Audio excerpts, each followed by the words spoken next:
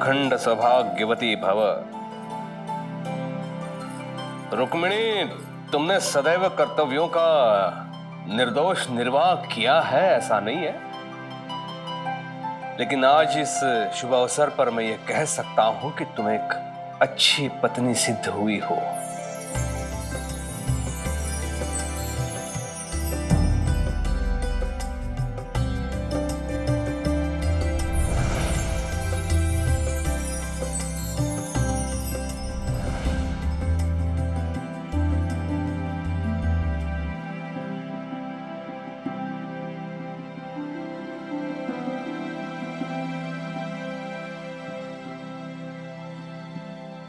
ये तुम्हारे लिए है।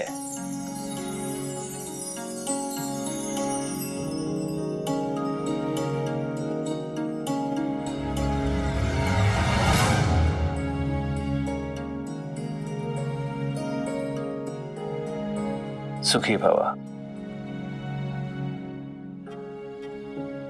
केशव, चिरंजीवी भव। मेरा पुत्र, मेरा गौरव, कुल का दीपक, मेरा अभिमान। स्मरण रखना कि हम नायक हैं, नायक, अनुयायी नहीं। हमारा शिष्य कभी भी किसी के भी सामने झुकना नहीं चाहिए। हाँ पिताजी। हरिओम।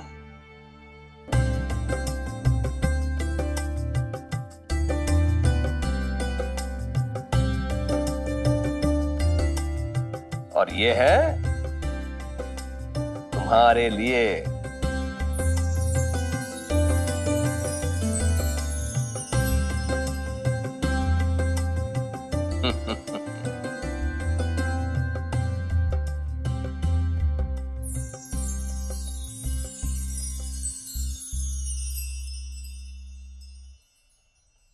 बच्चे को सोना देने की क्या जरूरत है?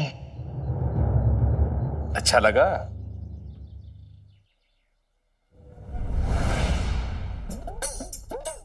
क्यों? हाँ? अपना उपहार नहीं देखोगी? हाँ दादा।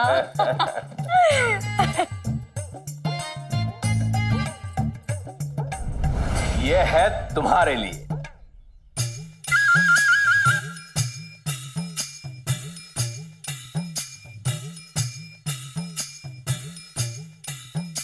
लो, देखो।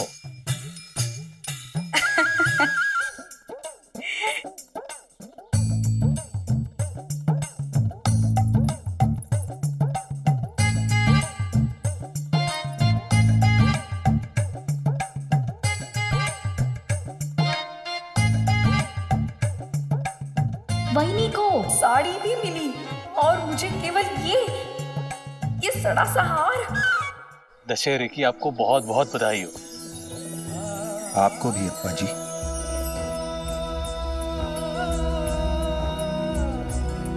दशहरे की ढेर सारी शुभकामनाएं। आपको भी भाईजामा। मेरी तरफ से भी बहुत बहुत बधाई हो। बहुत सारी शुभकामनाएं आज जी।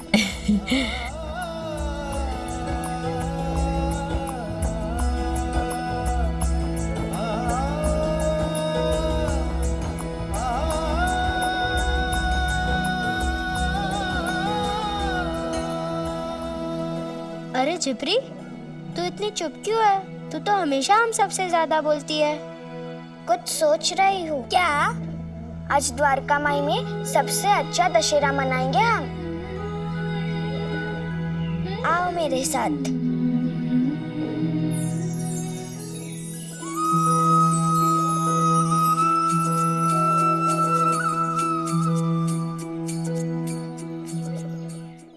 हरिओम।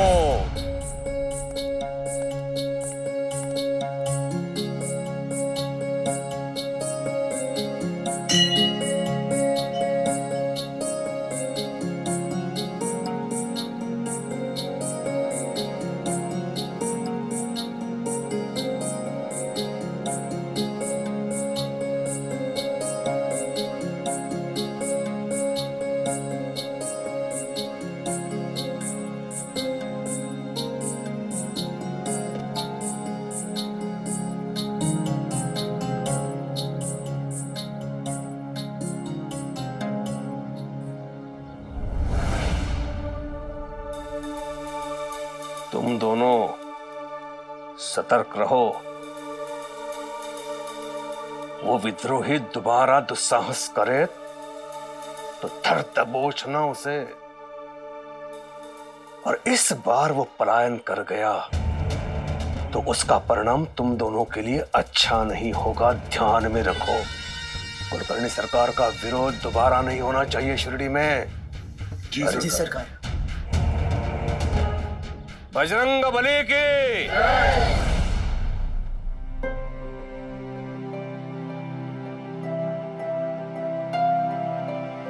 सब शिरडीवासियों को दशहरे की बहुत सारी शुभकामनाएं। हरिओम।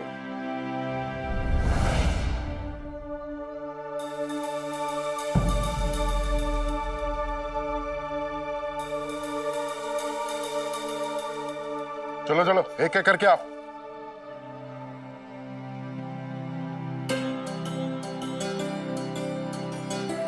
दशहरे की शुभकामनाएं। तुम्हें भी बहुत सारी शुभकामनाएं मौसी।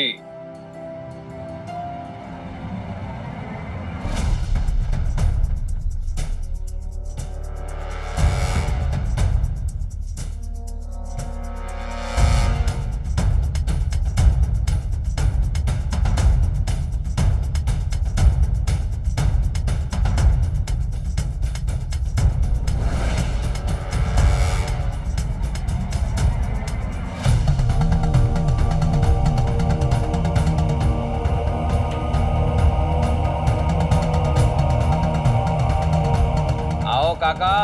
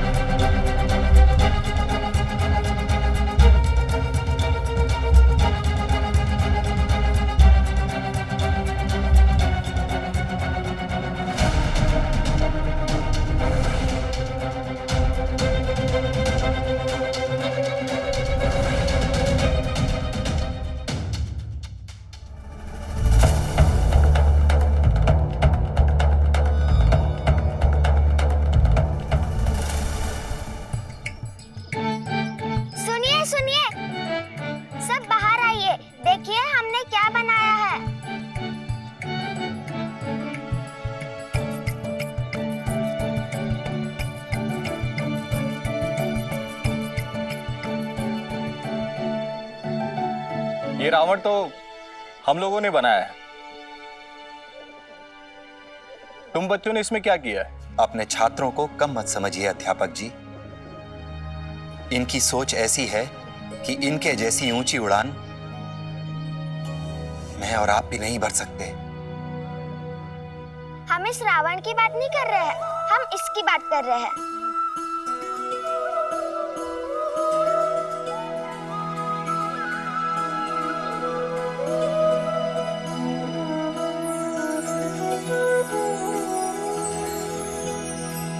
हमारी 6 बुराइयां: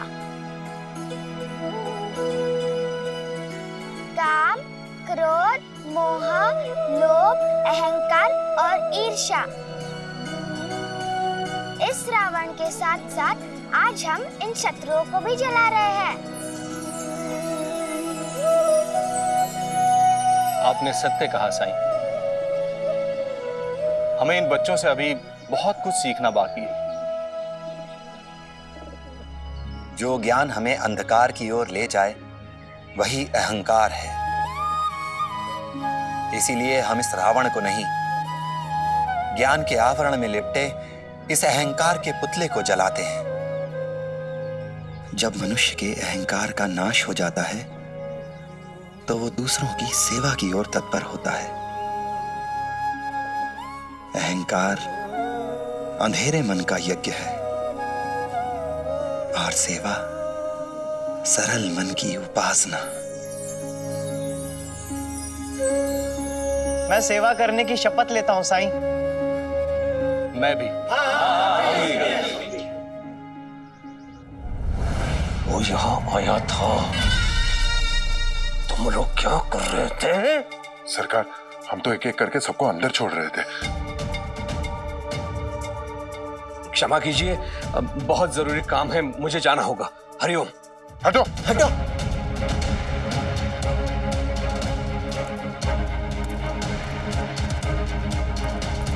चलो उठाओ।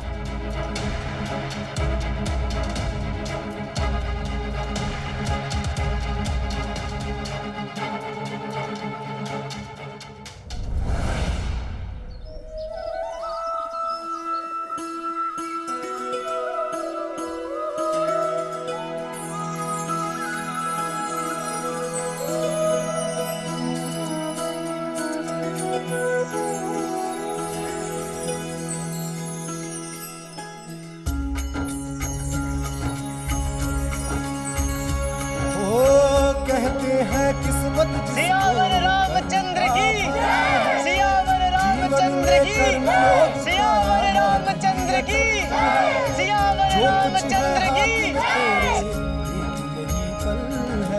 अच्छे कर्म किए जाए तो जीवन सफल है। ओम साई ओम साई ओम साई ओम साई ओम साई ओम साई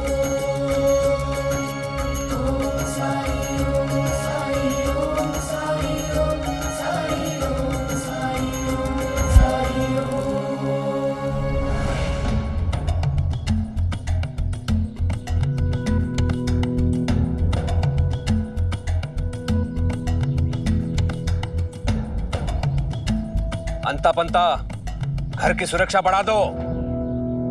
जी सरकार।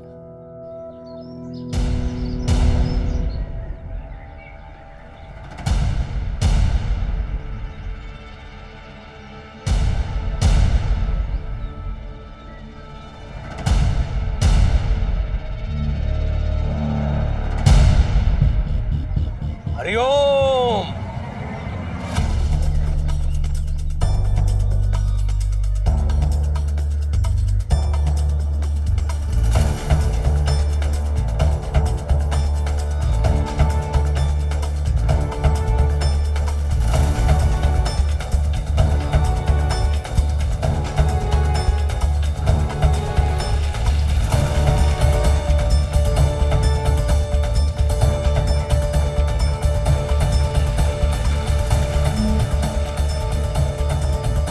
हरिओम।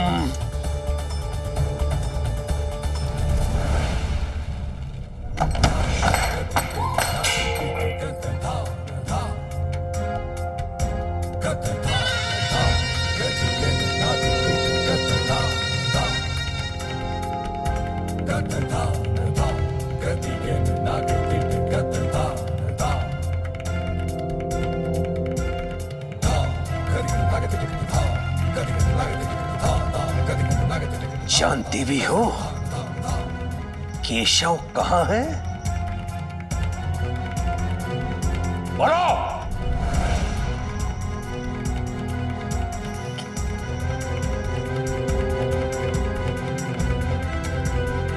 केशव, आज दशहरा है ना, तो बाहर और बच्चों के साथ खेल रहा होगा।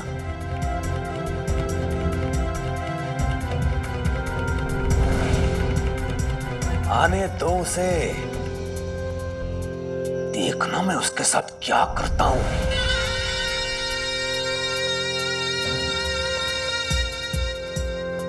हुआ क्या है, बताइए ना।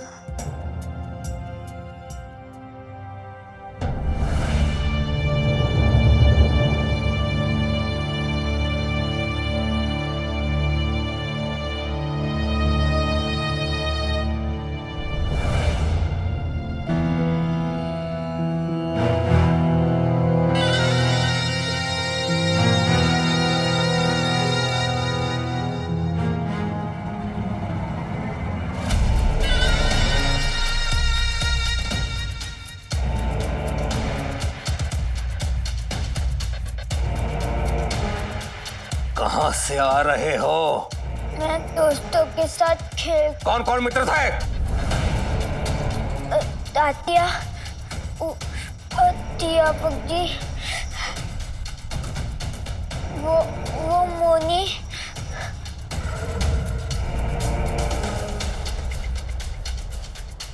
श्याम, ईश्वर। हुआ क्या है? आप इतने परेशान क्यों लग रहे हैं? ये जानना तुम्हारे लिए आवश्यक नहीं है रुक्मिणी।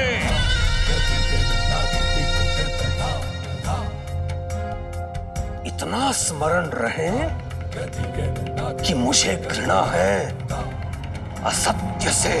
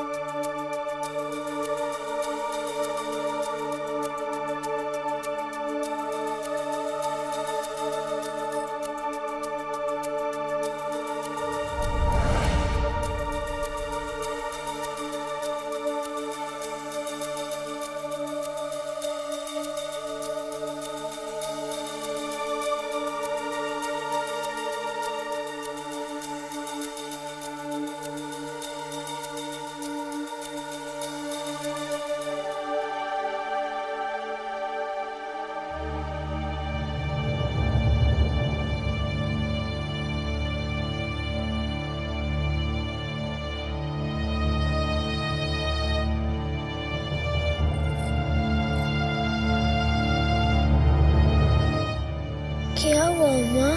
पिताजी इतने गुस्से में क्यों हैं? काश मुझे पता होता। कहीं ऐसा तो नहीं कि इन्हें किसी ने बता दिया है कि केशव साईं से मिलने जाता है? नहीं, अगर ऐसा होता तो वो आसमान सर पे उठा चुके होते। ऐसी बात अधूरी छोड़कर नहीं चले जाते।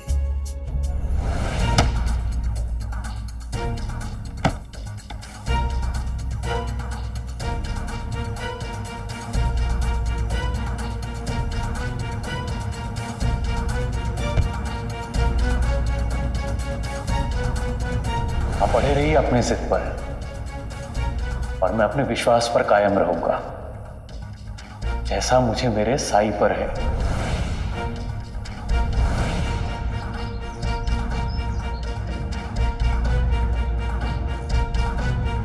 आज शिरडी के गरीबों को एक उम्मीद मिल गई, एक नया वैध मिल गया। इतने सालों से जिस कुएं की मैं खुदाई कर रहा था उस पे पानी लाना किसी के बस की बात नहीं है। असंभव को संभव तो सिर्फ भगवान ही कर सकते हैं। जिसके जीवन में साईं का आशीर्वाद हो उसके जीवन में 100 तोले सोने का क्या मोल। You're absolutely fine. तुम बिल्कुल ठीक हो। कुलकर्णी सरकार की जय। कुलकर्णी सरकार की जय। जय। ये सब उन लोगों की वजह से हो रहा है जो लोग उस बैरागी के पैर पकड़ रहे हैं। अगर हमने उन्हें सबक नहीं सिखाया सरकार, तो आपका राज्य अब खतरे में पड़ सकता है।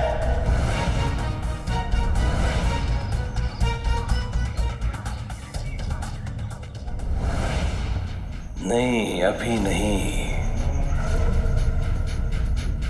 केशव पर दृष्टि रखूंगा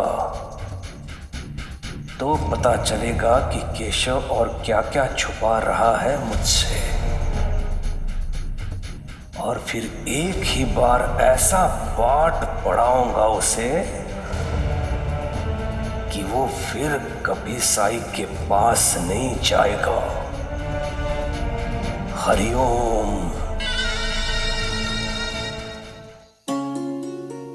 पायजा, अरे रहने दे, दिन भर काम करती रहती है, सेहत का ध्यान रखना भी जरूरी है ना। ये ले, दूध पी ले। अरे ले, अरे पी ले, पी।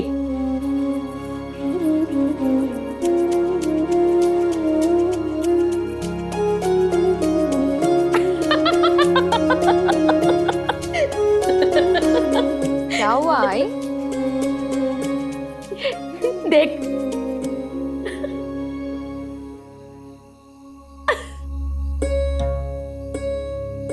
आग भी ना आई।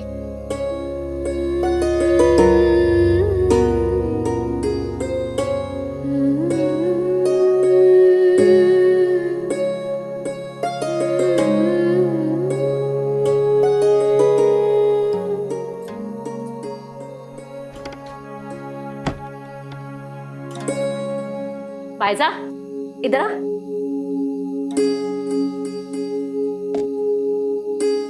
बैठ,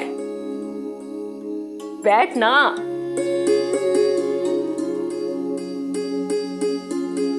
ये देख, मैंने यमुना के लिए झुमके लिए हैं, अच्छे हैं ना? बेटी कहा है तूने उसे, तो साधारण सी साड़ी तो नहीं दे सकते ना?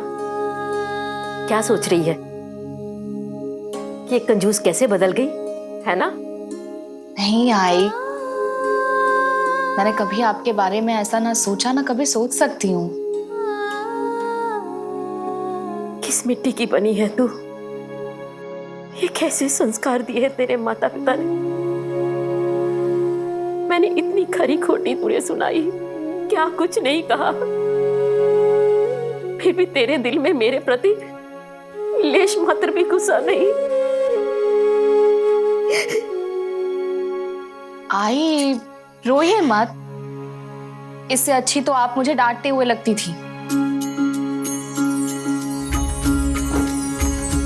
वो कहते हैं किस्मत जिसको कर्म का फल है, जीवन में कर्म योग का मार्ग ही अटल है। जो कुछ है हाथ में तेरे एक यही पल है, अच्छे कर्म किए जाए तो जीवन सफल है। ओम बाबा, मुझे चिमटी काटो, मैं कोई सपना तो नहीं देख रहा।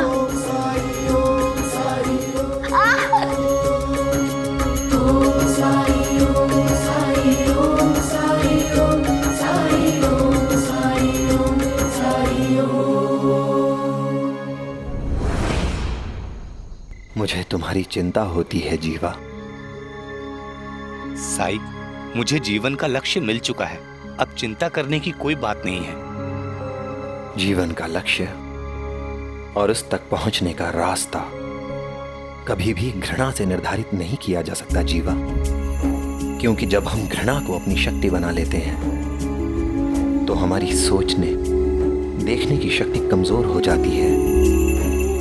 सही और गलत में फर्क नजर नहीं आता हमें, अच्छे और बुरे में फर्क नहीं कर पाते हम, और हम उन्हीं की तरह हो जाते हैं जिनसे हम खुद घृणा करते हैं। हर इंसान में अच्छाई खोज पाना, उनसे प्रेम करना, ये आपके लिए संभव हो सकता है साई, क्योंकि आप भले हैं। लेकिन ये दुनिया वैसी नहीं है। ये सिर्फ भलाई से नहीं चल सकती।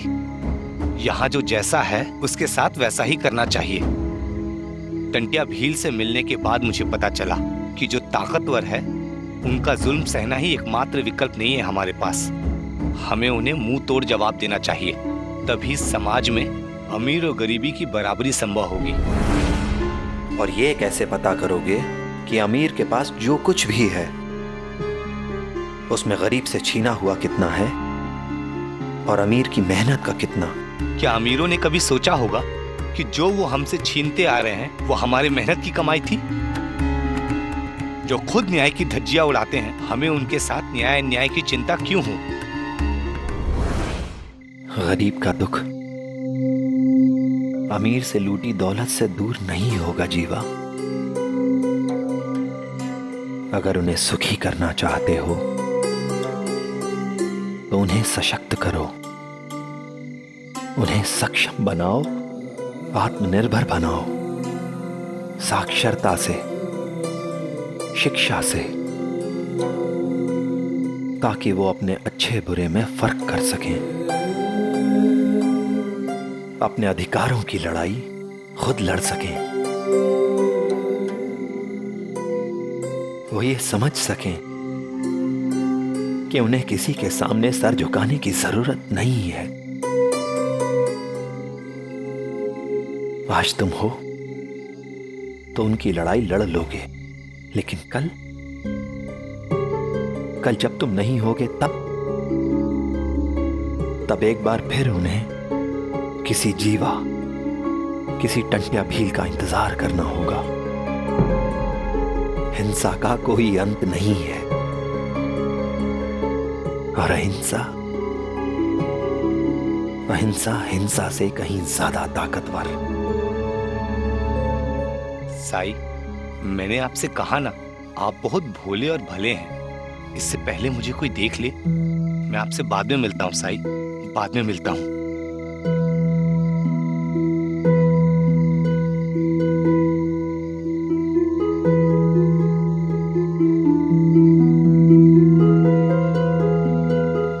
मैं जानता हूं जीवा कि तुम्हारे मन में मेरे लिए बहुत श्रद्धा है। काश थोड़ी सी सबूरी भी होती।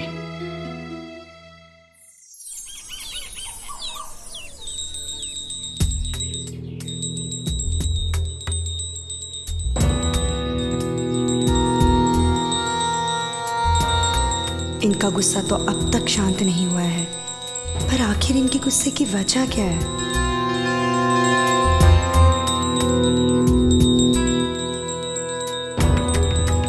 वही बाहर लठायत आए हुए हैं। पंताजी कह रहे थे कि सरकार ने उन्हें बुलाया है। कुछ हुआ है क्या? नहीं, लेकिन मुझे ऐसा क्यों लग रहा है कि कुछ होने वाला है।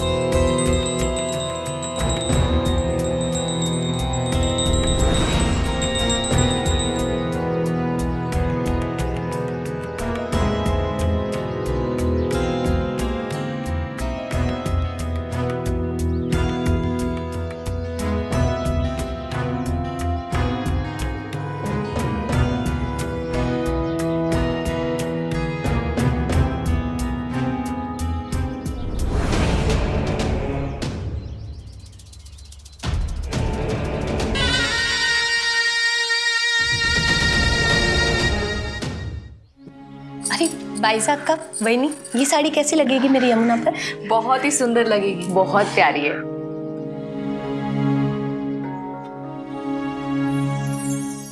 आओ।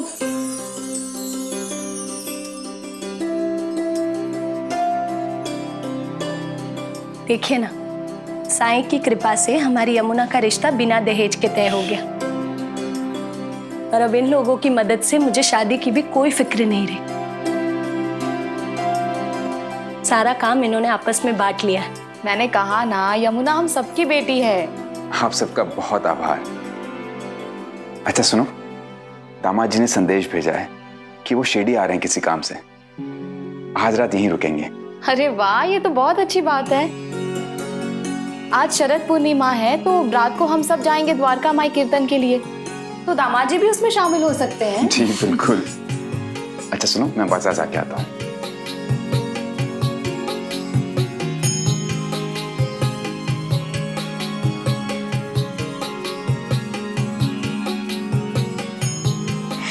जीजा जी की आने की बात सुनकर आपके चेहरे पे कैसे इंद्रधनुष खिल गया है। चुप कर तू, कुछ भी बोलती रहती है। और वैसे भी मुझे रसोई में बहुत काम है, मैं जा रही हूँ।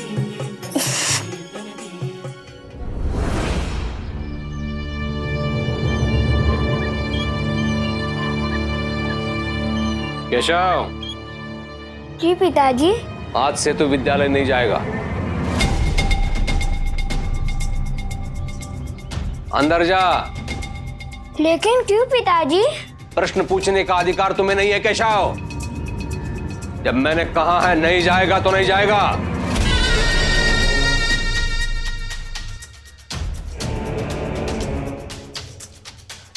समझा दे इसे, आज से ये घर के बाहर कदम नहीं रखेगा। ये मेरा आदेश है। हरिओम।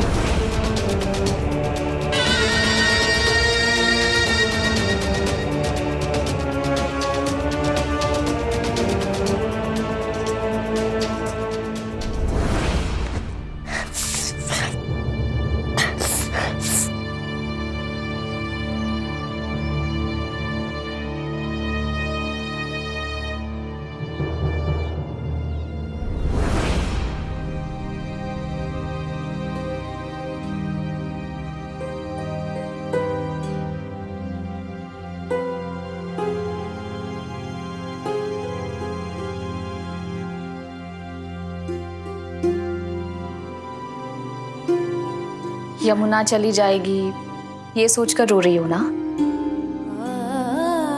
कुछ दिनों में यमुना की विदाई हो जाएगी।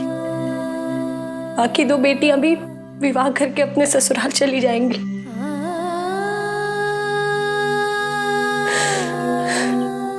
ये घर सुना हो जाएगा, हम अकेले हो जाएंगे। अगर एक बेटा होता तो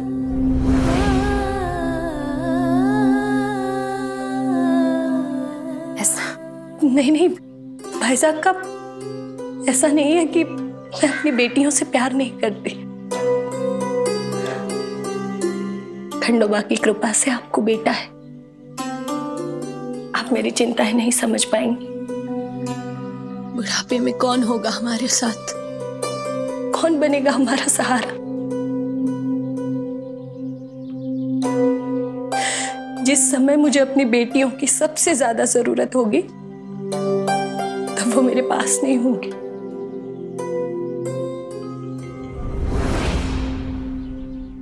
यमुना,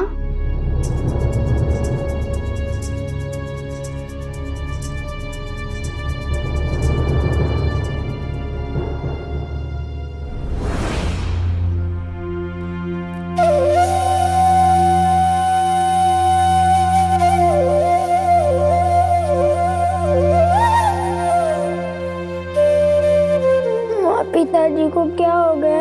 मुझ में गुस्सा क्यों कर रहे हैं?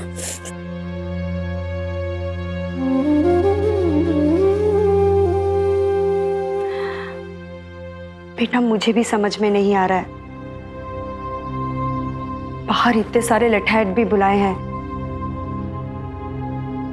एक बार तो मुझे लगा कहीं उन्हें पता तो नहीं चल गया कि तुम साईं के पास गए थे। क्या कहा?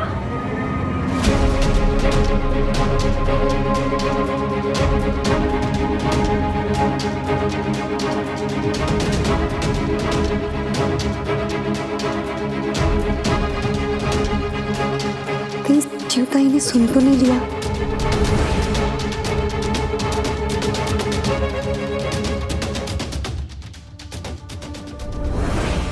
तुम्हें सच में पता नहीं है दादा तुम पे गुस्सा क्यों है?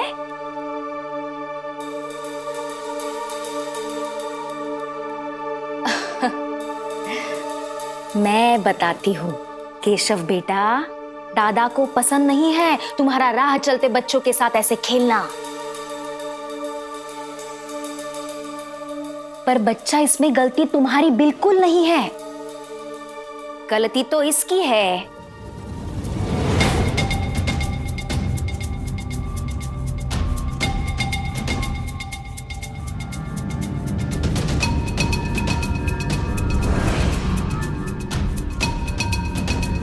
क्या है ना बेटा, माँ का फर्ज होता है बच्चे को अच्छे बुरे का फर्क समझाना। अगर तुम्हारी माँ अपना फर्ज अच्छे से निभाती तो आज तुम्हें ये दिन नहीं देखना पड़ता मेरे बच्चे। आत्या, मेरी माँ के बारे में ऐसे बात मत कीजिए।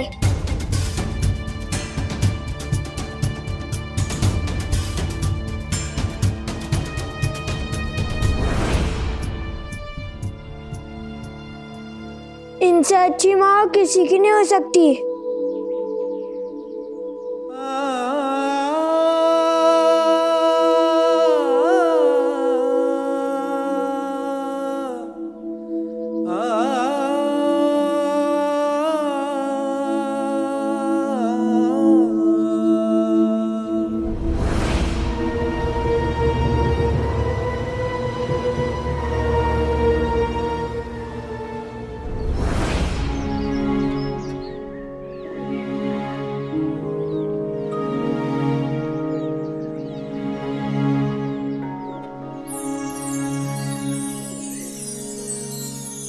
यमुना दीदी, आप यहाँ? आपकी शादी होने वाली है ना? आइए आइए, अंदर आइए। आप भी दिया बनाइए हमारे साथ। बैठिए बैठिए।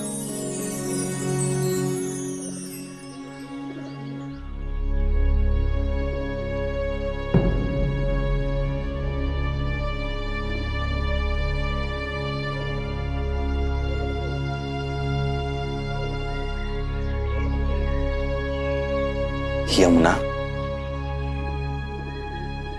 कुछ पूछना चाहती हो? हाँ साईं। साईं, क्या इस समाज में, इस संसार में बेटियों का कोई मूल्य नहीं? मूल्य है, बिल्कुल है, लेकिन बेटियां बंध गई हैं। समाज के बनाए नियमों में, उनके दायरों में उन्होंने बांध लिया है खुद को। बांध लिया है? कैसे साईं?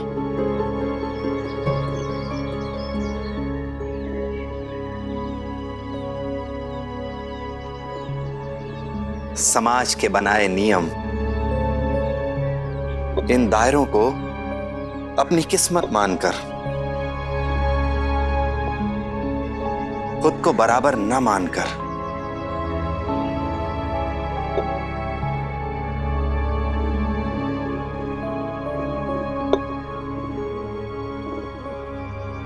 लेकिन कोई भी लड़की, कोई भी स्त्री ये नहीं चाहती है साईं। यमुना, इस समाज की ये रीति रही है कि यहां अपने अधिकार सिर्फ चाहने से कभी नहीं मिलते, संघर्ष करना पड़ता है खुद को स्थापित करने के लिए। और समाज ने तो हर बदलाव का विरोध किया है, लेकिन जिसने हार नहीं मानी वो बदलाव जरूर लाया है। जिस दिन बेटियां इन बंधनों, दायरों की इन बेड़ियों को तोड़कर अपने लिए एक नई परिभाषा रचेंगी, उस दिन माता, पिता सब ये स्वीकार कर लेंगे कि उनके लिए बेटा हो या बेटी, सब बराबर है। साईं, तो क्या उससे पहले माता पिता के लिए ये जरूरी नहीं कि वो अपनी बेटियों को बराबर का अधिकार दे? अगर वही पक्षपात नहीं करेंगे तो बेटे और बेटियों में कोई फर्क नहीं करेगा।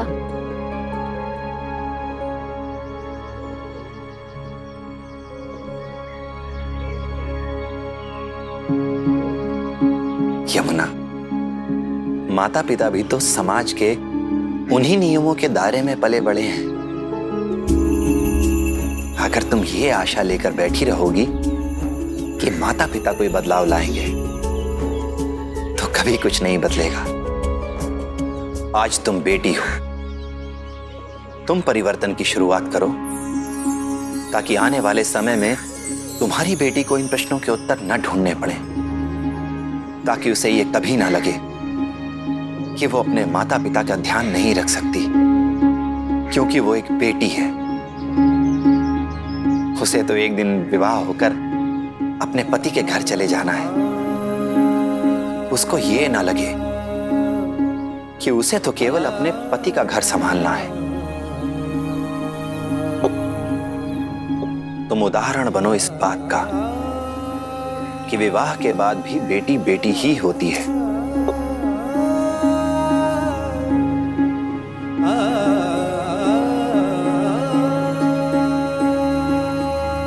अपने घर, अपने परिवार पर उसका पूरा अधिकार है और जिम्मेदारी भी। भविष्य के लिए नींव तो आज ही रखनी होगी और जिसे परिवर्तन चाहिए, परिवर्तन की उस धारा का स्रोत भी उसे ही बनना होगा।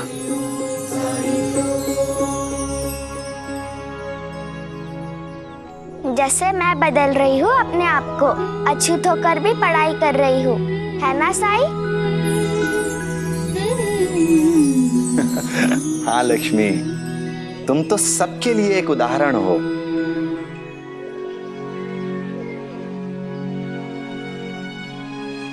साई, आपने मेरी बहुत बड़ी दुविधा दूर कर दी।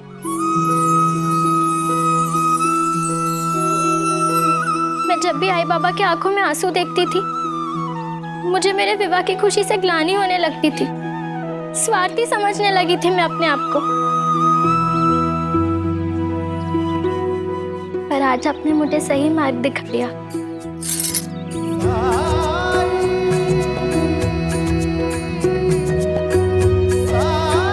अल्लाह मालिक।